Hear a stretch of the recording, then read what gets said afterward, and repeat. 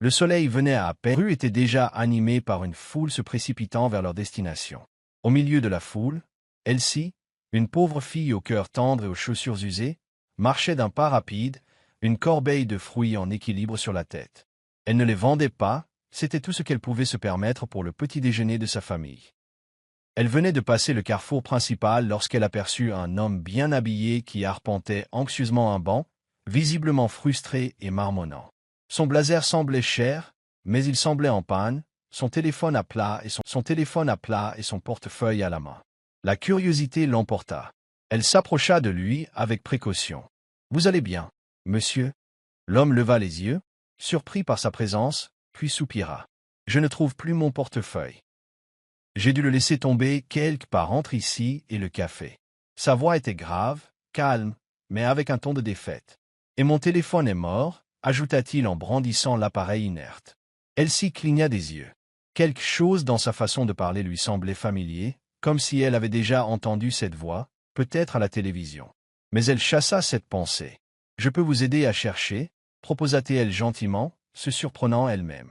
L'homme hésita. Des gens passaient devant lui toute la matinée, et personne ne lui lançait le moindre regard.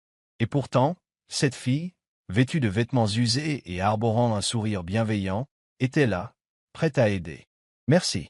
Je ne sais même pas par où commencer, » dit-il. « Nous commencerons là où tu te souviens de l'avoir utilisé pour la dernière fois, » répondit-elle.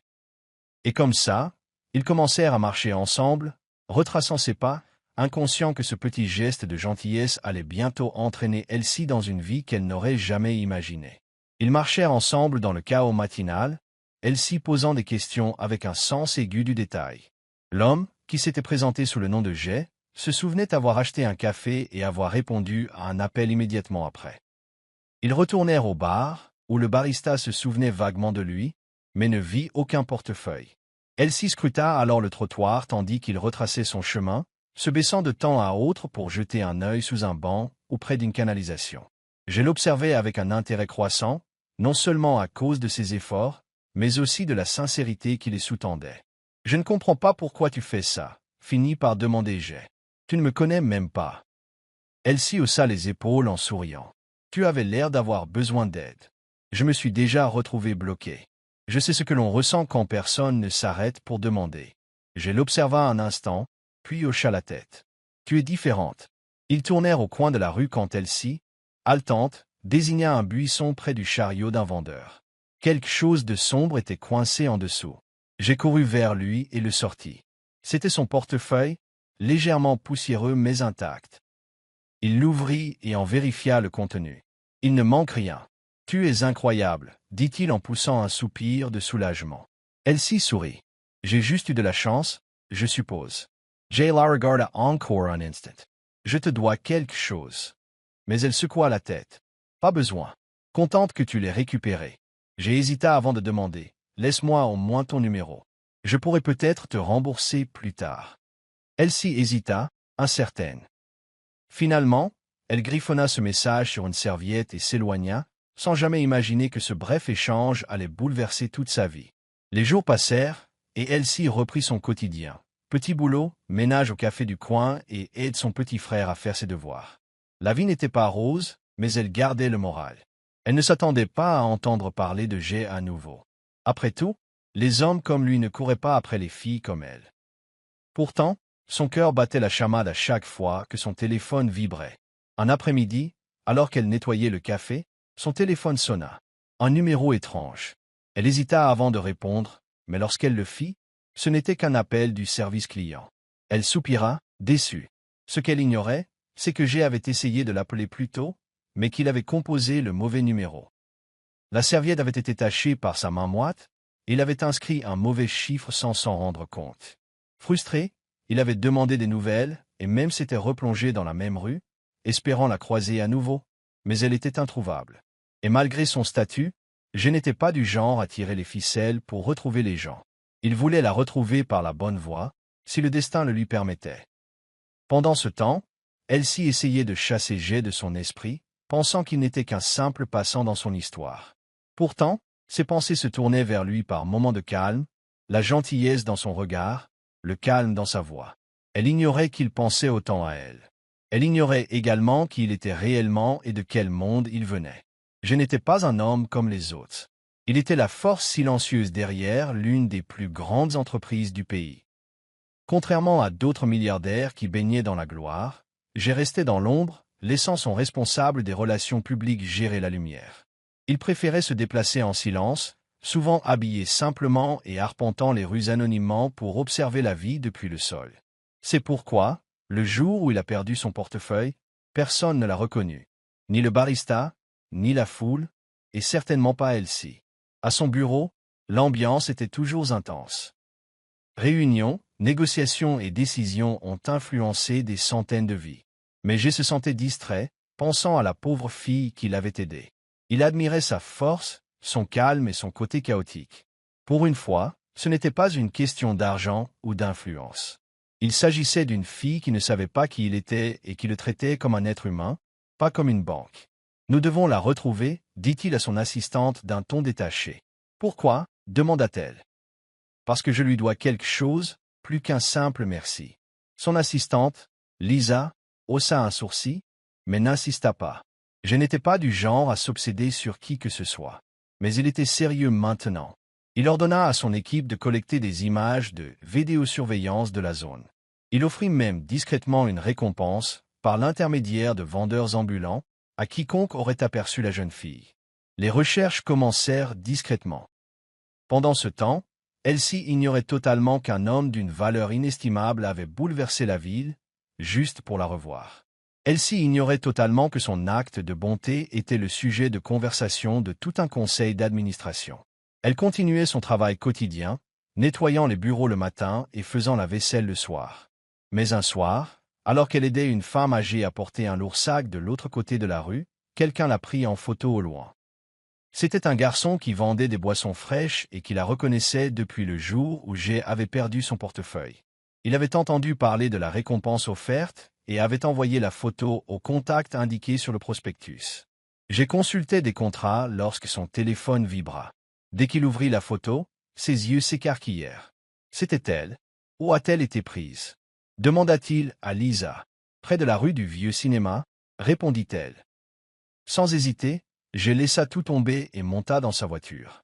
Il n'envoyait personne cette fois. Il voulait la voir en personne. Quelque chose chez Elsie l'attirait plus profondément que la logique ne pouvait l'expliquer. Peut-être était-ce le destin. Peut-être était-ce plus. De retour dans la rue, Elsie achetait du pain lorsqu'elle aperçut une voiture élégante s'arrêter à proximité. La vitre s'abaissa et son cœur faillit s'arrêter. C'était Jay. Il sortit avec un sourire soulagé. « Tu es difficile à trouver » dit-il doucement. Elsie cligna des yeux, incrédule. « Tu me cherchais » Il hocha la tête. « Je n'ai pas arrêté depuis ce jour. » Sa bouche s'ouvrit légèrement, puis s'incurva en un doux sourire. Elle ignorait totalement que sa vie allait basculer. J'ai invité Elsie dans un café tranquille du coin. Rien de trop clinquant, juste un endroit modeste où il pourrait discuter sans être indiscret. Il commanda 2 tasses de café et s'assit en face d'elle, la regardant jouer avec le bas de sa chemise. « Je voulais te remercier comme il se doit. » Commença-t-il. « Tu ne m'as pas seulement aidé à retrouver mon portefeuille, tu m'as rappelé que la gentillesse existe toujours là où on ne l'attend pas. » Elsie rougit légèrement, habituée à une telle attention. « Je ne pensais pas avoir fait quelque chose de spécial, » dit-elle doucement. J'ai se pencha en avant, les coudes sur la table. « Tu as fait plus que tu ne le penses. La plupart des gens passaient devant moi ce jour-là. Tu t'es arrêté. » Il marqua une pause.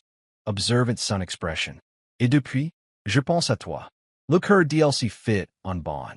Elle baissa les yeux vers sa tasse, ne sachant que répondre.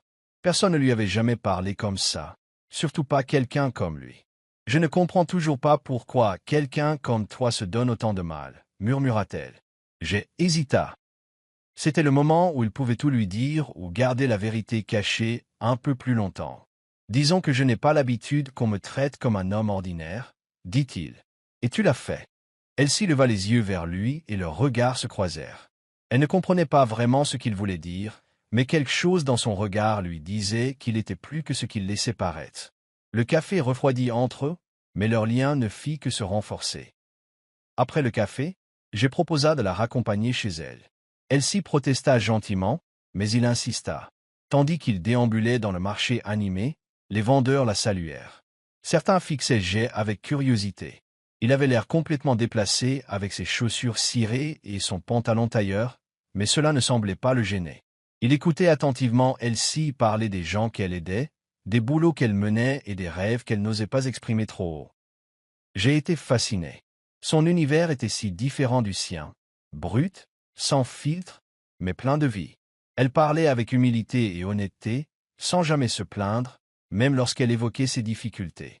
C'était rafraîchissant et surtout, authentique. Il réalisait à quel point il s'était éloigné de ce genre de vie. « Tu es fort, dit-il, comme par magie. » Elle se tourna vers lui, surprise. « Moi ?» Il hocha la tête. « Tu souris malgré tout. J'admire ça. » Arrivée dans sa minuscule maison, elle hésita avant de l'inviter à entrer. Ce n'était pas grand-chose, une seule pièce, des murs qui s'écaillaient et une seule ampoule qui clignotait, mais c'était la sienne. Je ne le jugea pas. Il s'assit là où elle s'offrait et la remercia comme s'il était dans un palais. Elsie l'observa, essayant de comprendre qui il était vraiment. Et même si elle ne le savait pas encore, la simple présence de Jay ce soir-là marqua le début d'une transformation silencieuse dans sa vie. Le lendemain matin, Jay l'appela. « Je peux te revoir ?» demanda-t-il. Elsie, qui préparait le petit déjeuner pour son frère, sourit. « Bien sûr. » Il la prit dans ses bras et l'emmena dans un petit parc à la sortie de la ville, loin de la foule. Alors qu'il marchait sous les arbres, Jay se tourna vers elle et lui dit « J'ai réfléchi. Tu mérites mieux. Tu es intelligente, gentille et motivée. Je veux t'offrir quelque chose. » Elsie cligna des yeux. « Quel genre de chose ?» J'ai sorti un petit carnet. Je veux financer tes études ou t'aider à créer une entreprise. Tout ce que tu veux. Tu m'as aidé quand je n'avais rien ce jour-là. Je veux te rendre l'appareil. Elsie se ficha. « Pourquoi fais-tu ça ?» demanda-t-elle en plissant les yeux. « Est-ce de la pitié ?» J'ai secoué la tête. « Pas de la pitié. De l'admiration. » Elsie détourna le regard. Personne n'avait jamais cru en elle à ce point. Elle voulut dire oui, mais quelque chose la retint. « J'ai besoin de temps pour réfléchir, » dit-elle doucement. « J'ai respecté cela. Prends tout ton temps. Sachez simplement que l'offre tient. » Tandis qu'ils étaient assis en silence à l'ombre, Elsie réalisa que sa vie était en train de basculer, que des portes qu'elle n'aurait jamais imaginées commençaient à s'ouvrir. Mais au fond d'elle-même, une part d'elle-même se posait encore des questions. Qui était cet homme qui parlait avec tant de passion, mais qui gardait ses vérités comme un trésor? De retour au travail, l'équipe de Jay bourdonnait de questions. « Où es-tu allé ces derniers temps ?» demanda Lisa, à moitié en plaisantant. Jay se contenta de sourire et de faire signe de la main. Mais Lisa travaillait avec lui depuis des années. Elle sentait que quelque chose avait changé. Il souriait davantage, était moins tendu. « C'est une fille ?» La taquina-t-elle. Jay haussa un sourcil. Peut-être. C'était tout ce qu'elle avait besoin de savoir. Et soudain, Lisa se sentit curieuse de connaître la fille qui avait conquis le cœur de son patron. J'ai fini par tout lui avouer, lui racontant comment Elsie l'avait aidé, comment il ne cessait de penser à elle et qu'elle ignorait totalement qui il était. Lisa Halida, tu ne lui as pas dit que tu étais. Toi? J'ai secoué la tête. Je veux qu'elle m'aime pour qui je suis, pas pour ce que j'ai. Lisa Sapira, tu sais que ça pourrait exploser, non? J'ai hoché la tête. Mais si elle découvre la vérité et s'en va, au moins je le saurai. Pendant ce temps, Elsie parlait à son amie Ruth de cet homme étrange et gentil qui semblait trop beau pour être vrai. Il a l'air riche, dit Ruth en la regardant avec suspicion. Tu es sûr qu'il ne cache rien? Elsie rit. Même s'il l'est, il me traite mieux que quiconque. Mais son rire n'atteignait pas ses yeux. Car au fond d'elle-même, elle commençait à ressentir quelque chose de réel, d'effrayant. La fois suivante où j'ai rendu visite à Elsie, il apporta un petit sac de provisions. Juste un petit quelque chose, dit-il. Elle hésita avant d'accepter. Tu n'es pas obligé de me donner sans cesse des choses, murmura-t-elle. Je sais, répondit-il, mais j'en ai envie. Ils passèrent la journée ensemble, à cuisiner, à rire, à se raconter des histoires. J'ai aidé son frère à faire ses devoirs tandis qu'elle s'y regardait, le cœur gros. Cette vie, ce calme, elle pourrait s'y habituer. Mais le mensonge flottait dans l'air comme un parfum. Je ne lui avais pas dit la vérité, et plus ils passaient de temps ensemble, plus cela devenait difficile. Chaque fois qu'elle lui souriait, chaque fois qu'elle se confiait, il sentait la culpabilité grandir. Pourtant, il avait peur. Elle avait peur qu'au moment où il révélerait qui il était, milliardaire, homme d'affaires, l'homme derrière une marque sur les panneaux publicitaires, elle disparaisse. Croirait-elle qu'il se moquait d'elle, qu'il la testait? Elle s'y sentit que quelque chose clochait. Un soir, elle le regarda et lui demanda doucement, « Y a-t-il quelque chose que tu me caches ?» J'ai soutint son regard et força un sourire. « Peut-être, mais je te promets que le moment venu, tu sauras tout. » Elle s'y hocha la tête, lui faisant confiance pour l'instant. Mais la vérité avait le don de frapper au pire moment, et elle était déjà en route. Un après-midi, elle s'y rentrait du marché lorsqu'elle aperçut une élégante voiture noire garée juste en bas de la rue. Elle semblait dépareillée au milieu des fourgonnettes rouillées et des vélos poussiéreux. Elle continua de marcher jusqu'à ce qu'elle voie quelqu'un en sortir. Ses yeux s'écarquillèrent. « Tu as dit que tu n'avais pas de voiture. » dit-elle à voix basse. J'ai resta figé un instant avant d'éclater de rire, nerveusement. « Je l'ai emprunté à un ami, » répondit-il en se grattant le cou. Mais le mensonge lui semblait maladroit. Elle s'y remarqua avec quelle aisance il conduisait la voiture, comme le porte-clés tenait parfaitement dans sa main. Elle n'insista pas, cependant. Au lieu de cela, elle hocha la tête, choisissant d'accepter ses paroles, pour l'instant. Mais les questions tournaient dans son esprit comme des vautours. S'il avait emprunté la voiture, pourquoi savait-il si bien se déplacer dans ce quartier riche? Pourquoi parlait-il comme quelqu'un qui n'avait jamais lutté pour quoi que ce soit? Je savais qu'il se mettait dans une situation délicate. La vérité pesait de plus en plus lourd chaque jour qui passait. Il était entré dans sa vie comme un homme en quête d'aide, mais maintenant il se cachait derrière un masque. Et s'il ne le retirait pas rapidement, il risquait de perdre la seule personne qui ait jamais su voir au-delà du costume et du statut. Pourtant, quelque chose le retenait, la peur, peut-être, ou espérait que le mensonge pourrait durer encore un peu. Cette nuit-là, Elsie resta éveillée, les pensées embrouillées. Tout chez G semblait trop parfait.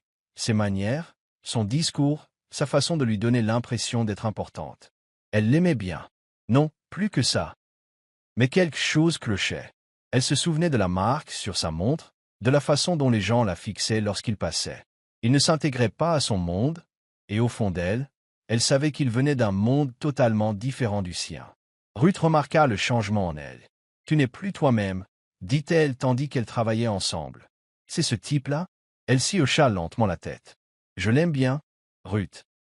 Mais j'ai l'impression de tomber amoureuse de quelqu'un que je ne connais pas vraiment. » Ruth haussa les épaules. « Alors découvre-le. Posez-lui les questions difficiles. S'il tient à vous, il vous dira la vérité. » Elle s'y médita ce conseil, incertaine d'avoir le courage d'affronter la vérité que G cachait. Pendant ce temps, j'ai été déchiré. Assis dans son bureau, il fixait une photo d'eux sur son téléphone, prise lors d'une de leurs simples promenades. Son assistant frappa doucement. « Monsieur, vous avez cette conférence de presse demain. » Je l'ai à peine entendu. Il pensait à Elsie. S'il avouerait maintenant, lui pardonnerait-elle un jour, ou le verrait-elle comme un homme riche de plus feignant l'humilité? Le week-end suivant, j'ai invité Elsie dans un restaurant chic. « Je veux te régaler, » dit-il d'une voix légère mais le regard sérieux. Elsie hésita. « Je n'ai pas ma place dans ce genre d'endroit, » murmura-t-elle. « Tu as ta place où tu veux. » Répondit G en lui prenant la main. Mais elle secoua doucement la tête. « Je vais passer mon tour. Peut-être une autre fois. » G sourit, masquant sa déception. Il voulait lui faire découvrir ce monde, son monde, mais elle n'était pas prête. Ils achetèrent donc de la nourriture de rue et s'assirent sur un banc public. J'ai apprécié cela plus que n'importe quel repas 5 étoiles. Ils ont parlé pendant des heures de leurs rêves, de leurs peurs et des personnes en qui ils avaient eu confiance. Elsie s'est confiée sur ses parents, sur la façon dont elle avait dû abandonner l'école pour s'occuper de son frère.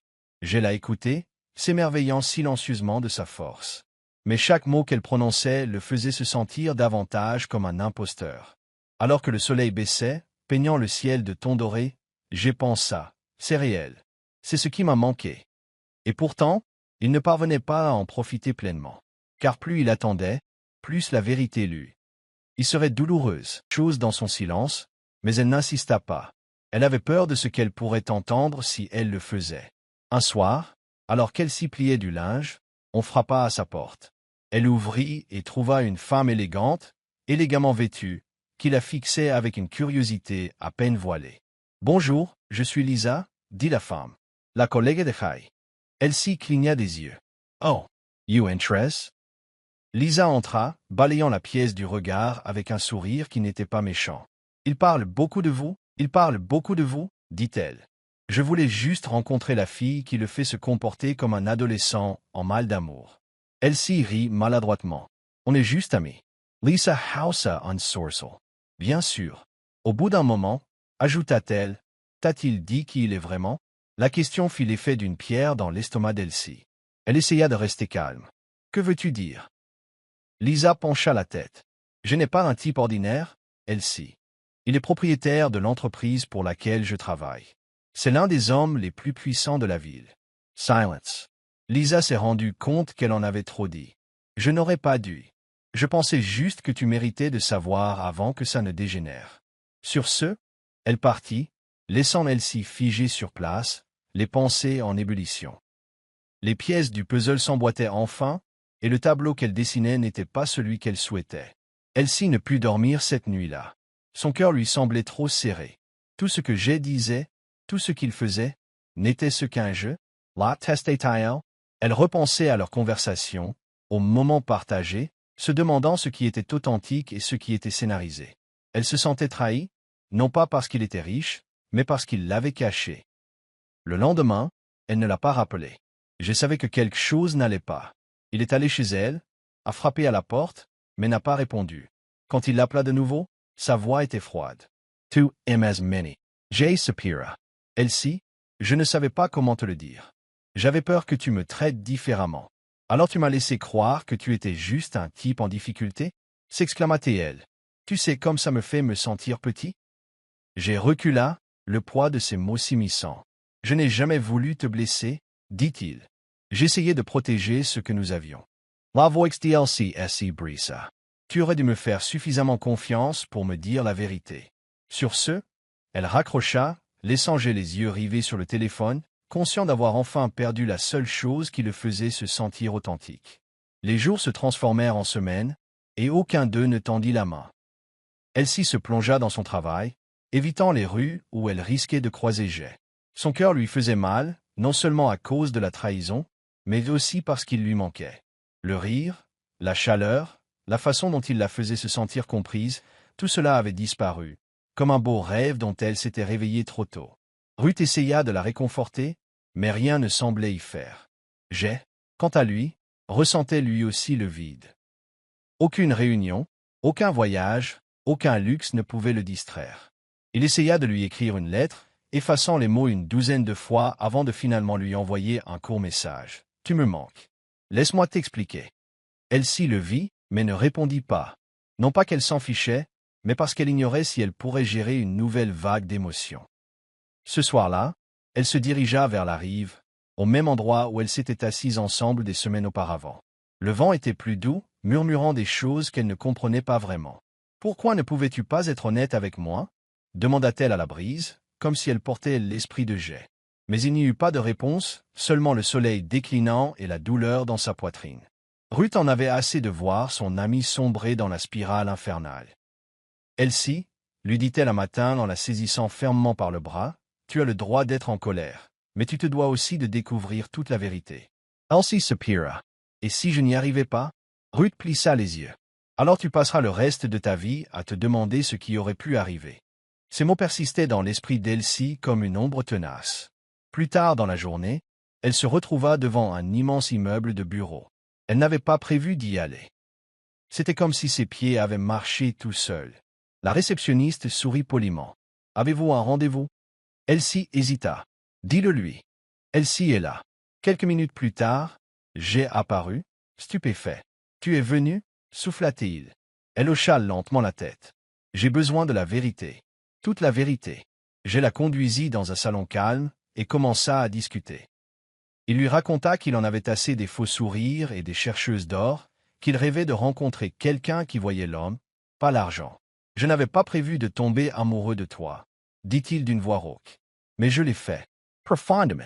Et j'avais peur que te le dire gâche tout. » Elsie écoutait, l'expression indéchiffrable, le cœur battant à tout rompre. Après cette rencontre, Elsie ne rentra pas chez elle avec des réponses. Elle rentra avec des questions. Mais cette fois, C'était différent. Non pas sur l'identité de Jay, mais sur ce que son cœur désirait vraiment. Jay avait menti, oui. Mais l'avait-il jamais traité avec méchanceté? Non. En fait, il n'avait fait que la remonter le moral. Lentement, les failles dans sa confiance commencèrent à se réparer. Je lui laissais de l'espace, mais ne baissais pas les bras. Il laissait des petits mots dans sa boutique, achetait ses friandises préférées à l'épicerie du coin, une fois, lui déposait même les fournitures scolaires de son frère. Il essaie, murmura Ruth un après-midi. Tous les hommes ne l'auraient pas fait. Et c'était vrai. La plupart auraient disparu. Mais Jay resta, prouvant patiemment que son amour n'était pas lié au mensonge, mais à elle. Un soir, elle trouva un mot dans la poche de son tablier. On pouvait y lire. Retrouve-moi là où nous avons ri pour la première fois. Elle sourit malgré elle. La vie est passerelle. Elle y alla, incertaine de ce qui l'attendait, mais il était là, tenant un bouquet de fleurs sauvages. Pas de grands gestes, juste lui, vulnérable et authentique. Si tu veux de moi, murmura-t-il, cette fois, tout est vérité. Plus de masque. Elsie ne répondit pas tout de suite. Elle prit les fleurs et s'assit à côté de lui. Tu as brisé quelque chose en moi, dit-elle doucement. Mais j'ai réalisé. J'avais aussi peur de toi. Pas seulement parce que tu mentais, mais parce que tu voyais des parties de moi que j'avais cachées pendant des années. J'ai baissa les yeux. Je vois ces moments, et je les adore. Les larmes lui montèrent aux yeux. Alors peut-être que nous méritons tous les deux une autre chance. Leur seconde chance n'était pas parfaite, mais elle était sincère. Ils sont revenus à l'essentiel. Promenade, discussion, moments de calme qui ont lentement soudé leur cœur. J'ai commencé à lui faire découvrir son univers, mais en douceur cette fois. Sans pression. Pas de restaurant tapac sans raveleuil. À petits pas, Elsie, à son tour, l'invita à nouveau dans son monde. Cuisiner avec Ruth, rendre visite aux voisins, réparer avec les outils à leur disposition. Il ne faisait plus semblant. Et c'était agréable. Une véritable guérison, même.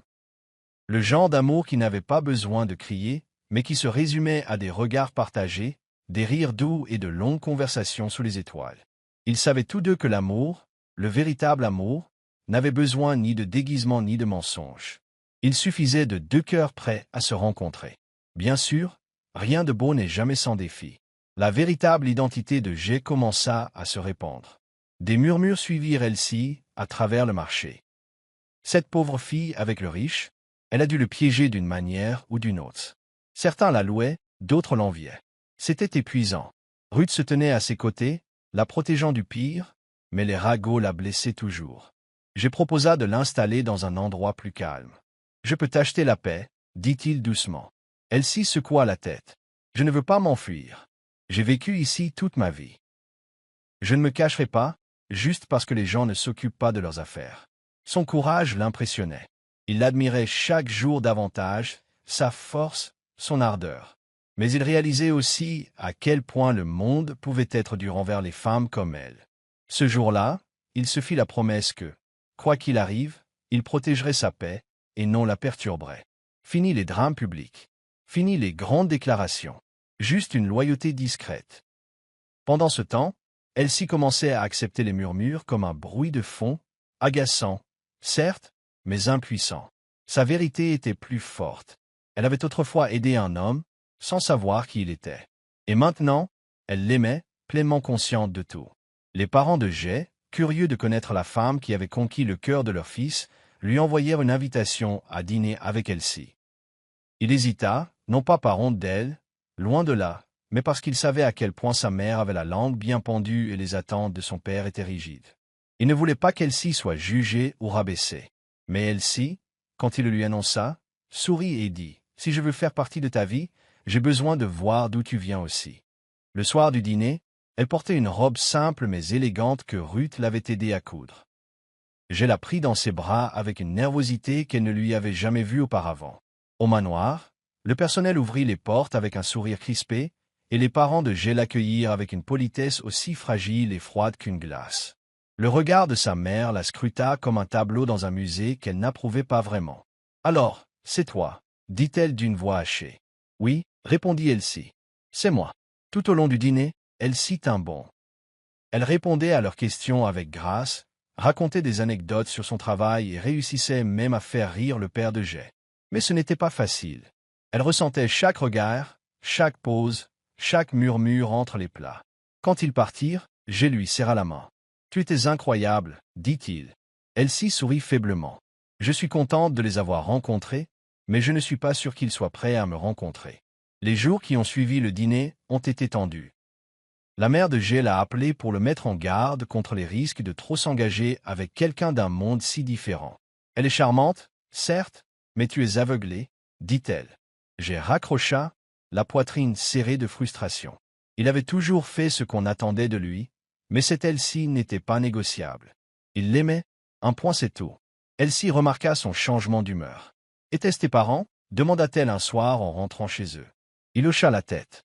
« Ils pensent que je fais une erreur. » Elle s'arrêta de marcher. « Tu crois qu'ils ont raison ?» Je la regarda, vraiment. Non. Ils ne comprennent tout simplement pas ce que c'est que d'être vu, vraiment vu. Tu as fait ça pour moi.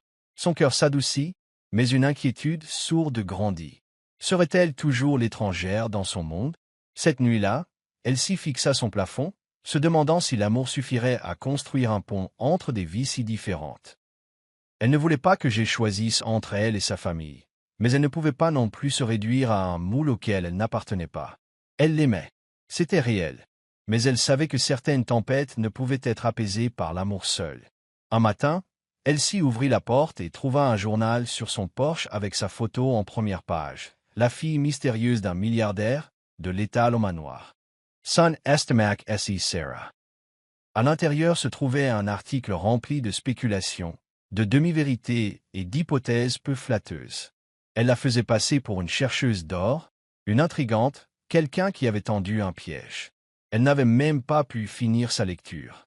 Quand Jay arriva, elle tremblait de colère. « C'est ça, être avec toi » cria-t-elle en lui jetant le journal. Être observé, décortiqué comme un méchant dans un feuilleton. Jay Sarah Last Dance. Je n'ai pas autorisé ça. Je le jure. Mais peu importe. Le mal était fait. Elsie avait travaillé si dur pour se construire une vie digne, et maintenant elle avait l'impression qu'elle était en train de se briser. Jay la prit dans ses bras, même si elle résistait. « Je vais arranger ça, murmura-t-il. Je vais faire disparaître ça. » Elle le repoussa. « Non, Jay. On ne peut pas tout régler avec le pouvoir ou l'argent. Voilà ce que devient ma vie quand ton monde la touche. » Puis elle est partie, non pas parce qu'elle ne l'aimait pas, mais parce qu'elle avait besoin de respirer avant que les gros titres ne l'étouffent. Pendant 2 jours, Elsie n'a pas répondu à ses appels. Elle s'assit, avec ses pensées, et les laissa se démêler. Était-elle vraiment assez forte pour vivre dans son monde? Parviendrait-elle à conserver son identité alors que tant de gens voulaient la transformer en quelqu'un d'autre? Mais en y réfléchissant plus profondément, elle réalisa une chose importante. Son identité n'était pas quelque chose que l'on pouvait réécrire. Elle avait mérité chaque cicatrice, chaque sourire, chaque étape de son parcours. Pendant ce temps, je s'est rendu personnellement au bureau du journal et a exigé des excuses et une rétractation. Il a été clair, imprimé à nouveau des ragots et je serai propriétaire de ce journal dès demain matin. Ses paroles étaient calmes, mais son regard était brûlant. Il s'est ensuite tourné vers son équipe de relations publiques. Désormais, la vie privée d'Elsie est non négociable. Quiconque divulgue quoi que ce soit à nouveau est condamné. Il en avait assez de jouer les gentils. Le 3e jour, Elsie trouva un colis sur le pas de sa porte. À l'intérieur se trouvait une lettre manuscrite, non pas de Jay, mais de sa mère. Le ton était étonnamment honnête. « Je t'ai mal jugé » écrivit-elle. « Tu n'es pas ce à quoi je m'attendais, et ça m'a fait peur. Mais je n'ai pas été aussi heureux depuis des années. Et peut-être que cela en dit plus que je ne pourrais jamais le dire. » Elsie l'a lu 2 fois. Puis elle pleura, non pas à cause des excuses, mais parce que peut-être, juste peut-être, les choses étaient en train de changer. Elsie retourna à sa boutique, la tête haute. Les regards étaient toujours là, mais elle les affronta avec une force tranquille. Ruth la serra fort dans ses bras. « Tu es une tempête, ma fille. Rien ne peut t'ébranler. » Les affaires reprirent, lentement mais sûrement. Certains voisins s'excusèrent, même des ragots, offrant des sourires aimables et des pièces supplémentaires pour les oranges. Ce n'était pas parfait, mais c'était un progrès. J'ai vint la voir ce soir-là, tenant une petite boîte. « Je sais que ce n'est pas le moment de faire de grandes choses, dit-il, mais ça, c'est simple. » À l'intérieur se trouvait un bracelet, gravé des mots « Tu m'as trouvé ». Elsie leva les yeux, le cœur rempli. « Je ne t'ai pas juste trouvé, murmura-t-elle. Je t'ai vu. » Et à cet instant, tout le reste s'est estompé. Le drame, le bruit, la peur, n'étaient que les échos d'une vérité plus forte, l'amour avait survécu. Cette nuit-là, ils étaient assis sous les étoiles, côte à côte, sans un mot. Ils avaient traversé des tempêtes, affronté des ombres, et étaient toujours là, ensemble. Et même si l'avenir était sans promesse, une chose était sûre, quoi qu'il advienne, ils l'affronteraient les mains jointes, le cœur ouvert, et un amour né d'un portefeuille perdu, d'une gentille fille et d'un monde qui ignorait ce qui le cachait. J'ai a fait un choix audacieux. Il a démissionné de son poste dans l'entreprise familiale.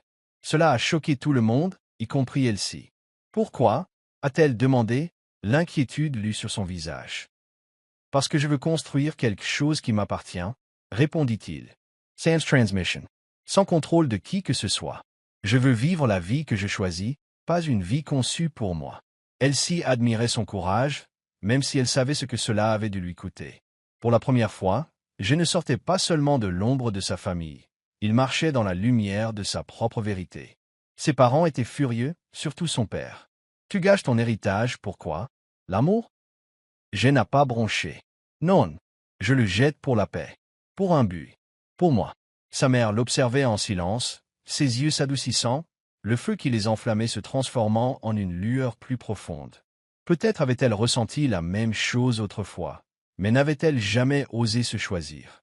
Pourtant, G ne se retourna pas. Il sortit avec conviction. Elsie lui tenait la main, debout devant le portail du domaine familial, sous le poids d'un nouvel avenir. « As-tu peur » demanda-t-elle. Terrifié, dit-il en souriant. « Mais je n'ai jamais été aussi sûr de rien de ma vie. » Elle se pencha vers lui. « Nous trouverons une solution. Ensemble. » Et comme ça, ils s'avancèrent vers l'inconnu, non pas comme un homme riche et une fille pauvre, mais comme deux personnes écrivant une histoire que personne d'autre n'avait la plume pour modifier. Grâce à quelques économies et au soutien de quelques amis que G s'était fait en chemin, lui et Elsie ont créé un petit verger à la sortie de la ville. Ce n'était pas prestigieux, mais c'était leur propriété. Elsie s'occupait des produits et du stand du marché, tandis que G s'occupait de la logistique et découvrait le terrain. Pour la première fois de sa vie, il était sale, fatigué et heureux. Le soleil était devenu leur réveil et les rires leur musique. Les gens venaient acheter des fruits et s'attardaient plus longtemps, attirés par l'amour qui flottait dans l'air comme des mangues mûres. La ville s'est peu à peu réconciliée avec eux. Les mêmes journaux qui les avaient autrefois ridiculisés publiaient désormais des articles intitulés « De la fortune à l'agriculture, le couple qui a choisi l'amour ». J'ai, Harry, en le lisant. On a enfin de la valeur à leurs yeux. Hein? Elsie Surratt. On a toujours eu de la valeur. Ils sont en train de nous rattraper. Leur journée était remplie de joie, de travail acharné et de cette paix que procure une vie honnête. Un après-midi, j'ai regardé autour de lui dans le verger, les arbres qu'ils avaient plantés ensemble, les rires des enfants qui couraient, et dit « On se sent comme à la maison. » Elsie leva les yeux de son panier et murmura « C'est parce que c'est comme ça. » Les mois passèrent, et un matin frais, Elsie était assise sur leur porche, tenant quelque chose dans ses mains. Quand j'ai revint avec du café, elle lui tendit un petit bâtonnet entouré d'un ruban bleu. Déconcerté, il le retourna et se figea. « Tu es enfeinte » Elsie hocha la tête, des larmes coulant sur ses joues, mi-joie, mi-angoisse. J'ai resta un instant sans voix, puis tomba à genoux et entoura son ventre de ses bras. « Tu viens de faire de ce verger l'endroit le plus magique du monde. » Ce soir-là, ils dansèrent entre les arbres, laissant le vent porter leur rire comme une musique. Le bébé devint le nouveau cœur de leur vie.